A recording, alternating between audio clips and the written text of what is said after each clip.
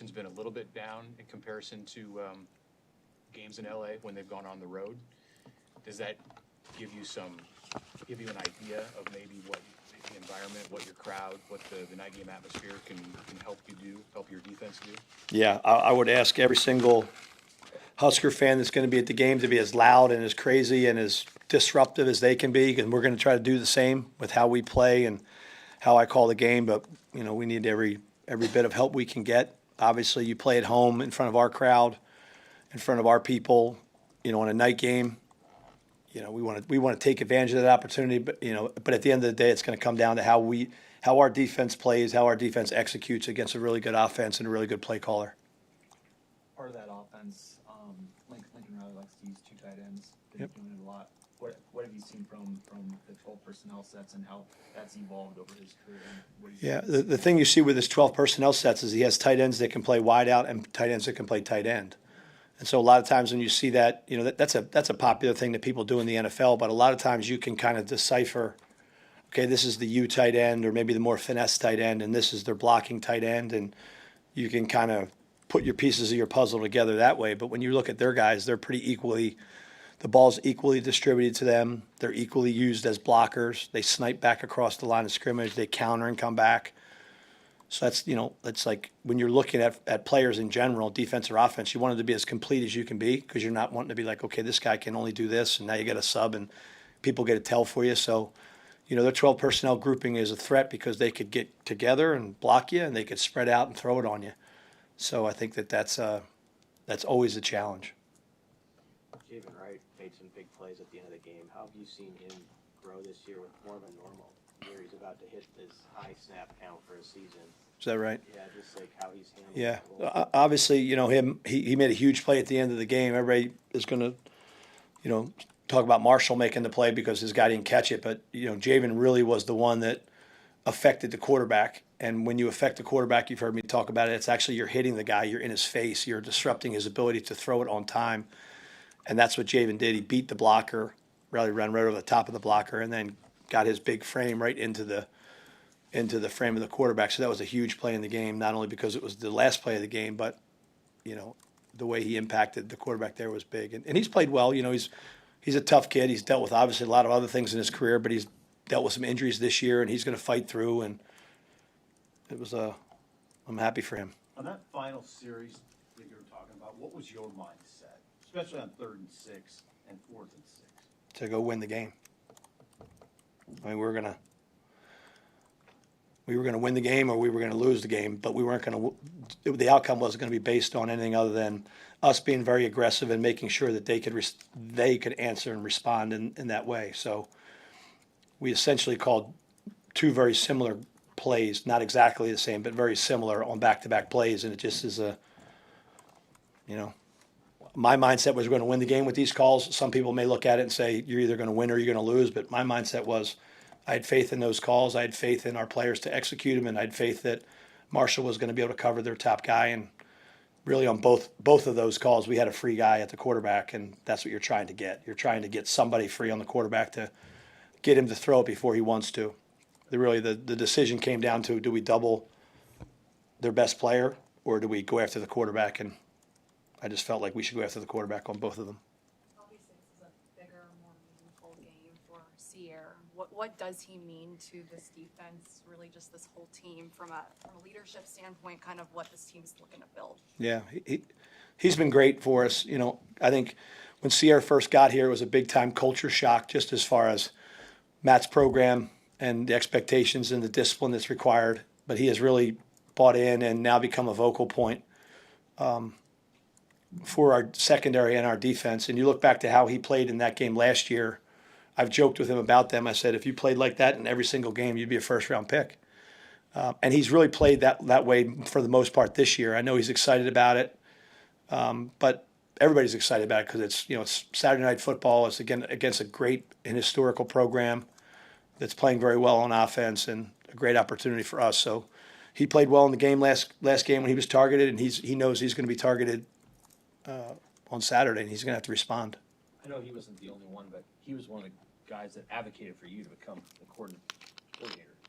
How much did it mean to you that he was one of the guys that spoke on your behalf Well, I think anytime a player, when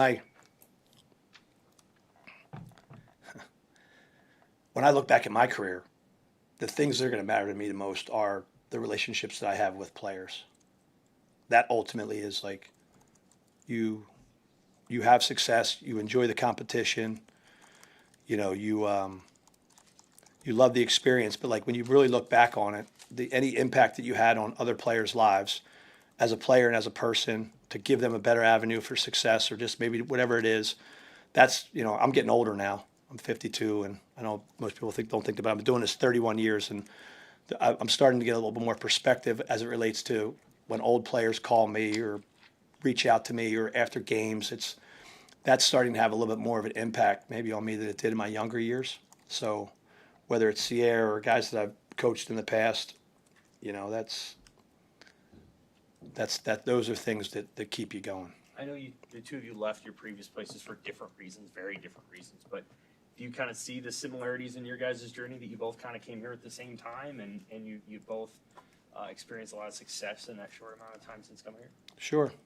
Everything happens for a reason. You meet people for a reason. I live by like life's about the experiences you live, not about the money you make, but about the experiences you live and the people you live them with. And if I can continue to live my life that way, whether it's on the field, in the community, with my family, like those are the things that matter. So yeah, I think we all come together for a reason. Timing is everything. And, I've enjoyed my time here as short as it's been, but it's gone by fast. And I've enjoyed my experience with him as well as all the other players, that I'm starting to continue to develop a relationship with. A year ago, you guys faced Maeva on his first start. What have you seen from him as he's matured into a every game starter? Yeah, you can really see that he's a smart quarterback that takes the instruction, not only through the week from the head coach and the play caller, but also in the game. They're in sync when they have to check out of a play, and he's looking to the sidelines to get the information from his staff. He gets them into the right play, whether it's checking out of a run into a pass or checking out of a run into a screen or they check everything. So they'll check a run to a run, they'll check a run to a pass to a run. So you can see when he does that, for the most part, he's doing it right. So I think he's a really good player. I think he's got more escapability than people realize because he's big and he's strong and he gets away from the rush. He has enough running ability that obviously we've had some issues with that throughout the year that we've got to make sure we keep him in the pocket when the opportunity is there for it. But he's definitely a guy that's, much improved from where he was last year at this time because of obviously he's just had so many more starts and so much more experience against pretty good competition. He's played some good defenses this year too. Hey John, where have you seen Jacob Bauer maybe grow throughout the course of this year as he's kind of carved out his role in the program, California kid? Yeah, he played last week. He's been playing for us on special teams. I really like what he gives us in certain situations of the game, and he's going to continue in that role that he had last week and maybe grow his role moving forward. I've used the analogy with him. I'm like, there's a perfect player to use as a comp for you, and that's John Bullock. Like you look at him and the grind that he went through in his career. And where he was and where he got to, and you can see that there's similarities in that how they move and Jacob can blitz. He makes plays in space. So I think he's got a good future for us if he keeps developing and spends the proper time on task. So hopefully he can continue to give us some value out there on the field. Your guys, of course, take pride in the black shirt mantra. Is there a tangible effect to wearing those jerseys on Saturday and everything that's going on around here to turn this place into a blackout for this game? Yeah, I think that's a player. I think that's a question you probably got to ask them. I think it's pretty cool that we're doing it, but I'm so focused on figuring out when they're going to run the ball and throw a screen and throw it. So I haven't really put much thought into that. It's obviously a pretty neat deal, but I'm going to be up to my eyeballs in problems until the end of the night. So They've had some injuries in the running back room. Have you seen the run game change since those no. injuries? Or What I was asking the guys the other night, I was like, who's this guy? Number 1 was elite. Number 2 is elite. Then 21 comes in the game. Then 30 comes in the game. So they're not doing anything different. They're running their plays, and there really is not much drop off. Unfortunately, you'd hope that when you get down to the 4th-string running back, he wouldn't be as good as the 1st-string running back. But USC's always had depth at really almost every position. You look at their roster; they've got You know, California is a fertile area for football players, and they've got plenty at each position, and the running back room is no exception. They got some dudes, so we're going to have to get as many people around the ball as possible and try to create some takeaways with those guys. Matt says a big message is not playing the brand. How do you just kind of continue to instill that in the defense as well? Yeah, you know, it really comes down to making sure that we have a healthy respect for them and a knowledge of what we think they're going to do. And by Saturday, whether it's 6 o'clock or 6:30, that we've shown them and prepared them enough. But then it comes down to how we play. You know, how hard we play, how physical we play, how our fundamentals are. You know, are we getting to the ball? Are we taking it away? Are we affecting the quarterback? You know, so it's always a combination. It's that puzzle you're putting together of trying to make sure it's not always about them and not just always about you, a kind of a healthy awareness of what they're doing well, how we can stop it, but also having an awareness of what we've done well, which is quite, a lot of things this year so far, and making sure that I'm maximizing them without putting too much focus on the opponent. Okay, thank you. Have a good day.